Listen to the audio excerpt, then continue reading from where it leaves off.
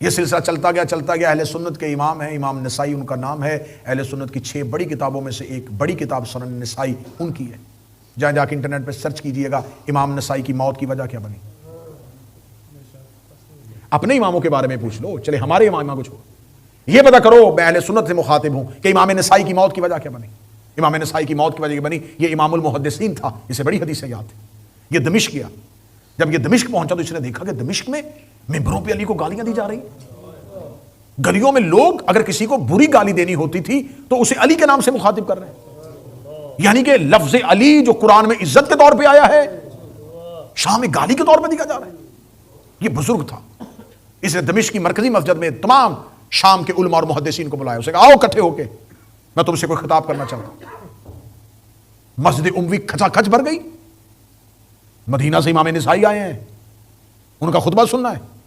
جب ساری مسجد بھر گئی تو یہ خواص بیٹھے ہوئے تھے, عوام نہیں بیٹھے ہوئے, علماء محدثین بیٹھے ہوئے تھے, مفتی بیٹھے ہوئے تھے.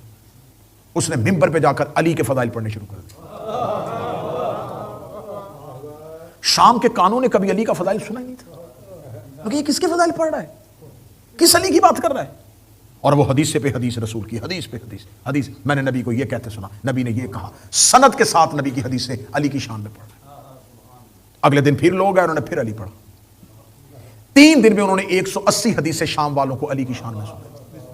آج بھی وہ 180 حدیثوں پر مشتمل امام نسائی کی کتاب ہے خصائل علی, اردو میں بھی اس کا ترجمہ ہو چکا ہے. 30 دن خبر پہنچ گئی کہ یہ تو علی کے فضائل پڑھے جا رہے ہیں. تو بنی امیہ کے کرندے اور بدماش نوجوان آگے آ کے بیٹھ گئے. اسے کھڑے ہو گئے, سن امام نسائی 30 دن ہو گیا ہم تیری زبان سے سوائے علی کے کچھ نہیں سن رہے. حاکم شام کے بارے میں کوئی حدیث سنا. یہ حقیقت ہے, میں تمہیں نسائی کی موت سنانے لگا ہوں. حاکم شام کے بارے میں کوئی حدیث سنا. اسے کہا کس کے بارے میں؟ اس کا معاویہ بن ابو سفیان کے بارے میں. اس کا میں نے نبی سے کوئی حدیث نہیں سنی. انہوں نے کہا ہم تمہیں منبر سے نہیں اترنے دیں گے, کوئی حدیث سنا. 30 دن ہے تو ہماری مرکزی مسجد میں بیٹھ کے علی کے فضائل پڑھ رہا ہے. اسے تھوڑی دیر کری آنکھیں بند کی, کہا ہاں مجھے ایک حدیث یاد آ گئی. ہاں وہ حدیث تھی, باقاعدہ حدیث تھی. اس نے کہا میں نے سنا ہے کہ مصطفیٰ, اور سند پڑھی حدیث کی. سند پڑھنے کے بعد اس نے کہا میں نے مصطفیٰ کی یہ حدیث سنی ہے بہترین سند کے ساتھ کہ نبی نے فرمایا تھا کہ اللہ تیرا پیٹ کبھی نہ بھرے, تیرا شکم کبھی سیر نہ ہو.